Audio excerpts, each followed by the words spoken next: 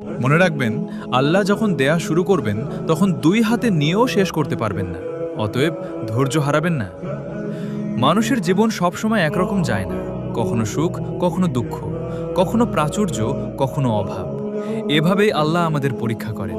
কিন্তু একজন মুমিনের সবচেয়ে বড় শক্তি হল ধৈর্য, জবর এবং আল্লাহর উপর পূর্ণ ভরসা। কারণ আল্লাহ যখন বান্দার জন্য রহমতের দরজা খুলে দেন, তখন এমনভাবে দেন যা কল্পনারও বাইরে। আল্লাহর রহমত থেকে নিরাশ হওয়া হারাম। আল্লাহ তাআলা বলেন, নিশ্চয়ই আল্লাহর রহমত থেকে কাফির সম্প্রদায় ছাড়া কেউ নিরাশ হয় না। সূরা ইউসুফ আয়াত ৮৭। এই আয়াত আমাদের শেখায়, যত কঠিন পরিস্থিতি হোক না কেন, একজন ঈমানদার কখনো হতাশ হয় না। কারণ সে জানে, আজ যে দরজা বন্ধ, কাল আল্লাহ তার জন্য আরও উত্তম দরজা খুলে দিতে পারেন। কষ্টের পরেই আসে স্বস্তি। আল্লাহ তাআলা বলেন, নিশ্চয়ই কষ্টের সাথে স্বস্তি রয়েছে, নিশ্চয়ই কষ্টের সাথে স্বস্তি রয়েছে। সূরা আল ইনশিরাহ আয়াত ৬। খেয়াল করুন, আল্লাহ একই কথা দুইবার বলেছেন, অর্থাৎ কষ্ট স্থায়ী নয়। ধৈর্য ধারণকারী মানুষের জন্য আল্লাহ অবশ্যই সহজ ব্যবস্থা করে দেন। কোরআনের আলোকে ধৈর্য ও আল্লাহর দান। কোরআনে আল্লাহ বারবার ধৈর্যশীলদের সাথে থাকার প্রতিশ্রুতি দিয়েছেন। নিশ্চয়ই আল্লাহ ধৈর্যশীলদের সাথে আছেন। সূরা আল বাকারা ১৫৩, আল আনফাল ৪৬।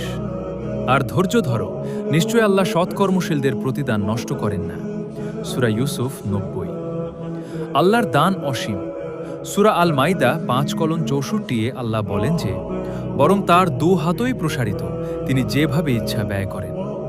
এখানে দু হাতের উল্লেখ আল্লাহর অসীম দানশীলতা ও উদারতা বোঝায়। তার রহমত কখনো শেষ হয় না। উক্তির তাৎপর্য কি? ধৈর্যের সময়কাল। অনেক সময় দোয়া কবুল হতে দেরি হয়, বিপদ আসে বা রিজিক সংকুচিত মনে হয়।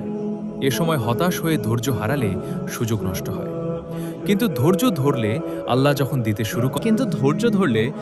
যখন দিতে শুরু করেন, তা এত প্রচুর হয় যে মানুষের ক্ষমতা সীমিত।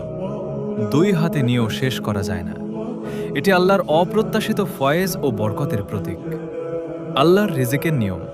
রিজিক শুধু টাকা পয়সা নয়, শান্তি, স্বাস্থ্য, সন্তান, ইলম, হেদায়েত সবই।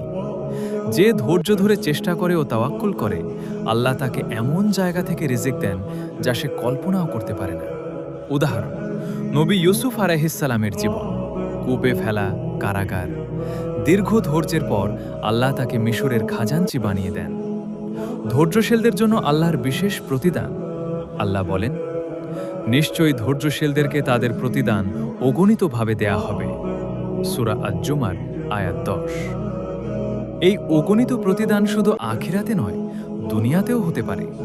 রিজিকের প্রশস্ততা, মানসিক শান্তি, সম্মান, ভালোবাসা ও বারাকাহর মাধ্যমে। রাসূল সাল্লাল্লাহু আলাইহি ওয়াসাল্লাম আমাদের কি শিখিয়েছেন? প্রিয় নবী মুহাম্মদ সাল্লাল্লাহু আলাইহি ওয়াসাল্লাম বলেছেন, জেনে রাখো, সাহায্য আসে ধৈর্যের সাথে, স্বস্তি আসে দুঃখের সাথে, এবং কষ্টের সাথেই রয়েছে সহজেই। জামি আত-তিরমিজি হাদিস ২৫১৬।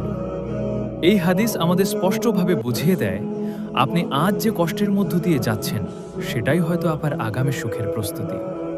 আল্লাহ যখন দেন, তখন হিসাবের বাইরে দেন। আল্লাহ তাআলা বলেন, আর যে আল্লাহকে ভয় করে, আল্লাহ তার জন্য উত্তরণের পথ বের করে দেন এবং তাকে এমন উৎস থেকে রিজিক দেন যা সে কল্পনাও করতে পারে না। সূরা আত-তালাক আয়াত ২-৩। মানুষ ভাবে সব শেষ, অথচ ঠিক তখনই আল্লাহ এমনভাবে সাহায্য করেন যা কেউ কল্পনাও করেনি। কখনো মানুষের মাধ্যমে, কখনো সুযোগের মাধ্যমে, কখনো অদৃশ্য বারাকাহর মাধ্যমে। ধৈর্য হারালে মানুষ ভেঙে যায়। শয়তান সব সময় চায় মানুষ যেন হতাশ হয়ে পড়ে, কারণ হতাশ মানুষ ধীরে ধীরে দোয়া ছেড়ে দেয়, ইবাদত ছেড়ে দেয়, আল্লাহর উপর ভরসা হারিয়ে ফেলে। অথচ মুমিনের কাজ হল দোয়া চালিয়ে যাওয়া, নামাজে অটল থাকা, ইস্তিগফার করা, হালাল পথে চেষ্টা করা এবং আল্লাহর ফয়সালার অপেক্ষা করা। মনে রাখবেন, আজ হয়তো আপনার চোখে শুধু অন্ধকার দেখা যাচ্ছে, কিন্তু আল্লাহ আপনার ভবিষ্যৎ দেখছেন। আপনি হয়তো এখন কাঁদছেন, কিন্তু আল্লাহ হয়তো আপনার জন্য এমন কিছু প্রস্তুত করছেন যা আপনার অতীতের সব কষ্ট ভুলিয়ে দেবে। ধৈর্য ধরুন, হতাশ হবেন না, কারণ আল্লাহ যখন দেন, তখন তিনি বান্দাকে অবাক করে দিয়েই দেন। আর অচিরেই তোমার প্রতিপালক তোমাকে এত বেশি দান করবেন যে তুমি সন্তুষ্ট হয়ে যাবে। সূরা আদ-দোহা আয়াত 5। ইসলামিক অনুপ্রেরণা, হিদায়াত। পেজটি ফলো দিয়ে রাখুন ইসলাম সম্পর্কে সুন্দর ও উপকারী জ্ঞান পেতে। উপকারী মনে হলে শেয়ার করুন যাতে অন্যরাও জানতে পারে। আজকের এই কথাগুলো যদি আপনার হৃদয় ছুঁয়ে যায়, একটা কমেন্ট করে জানাবেন।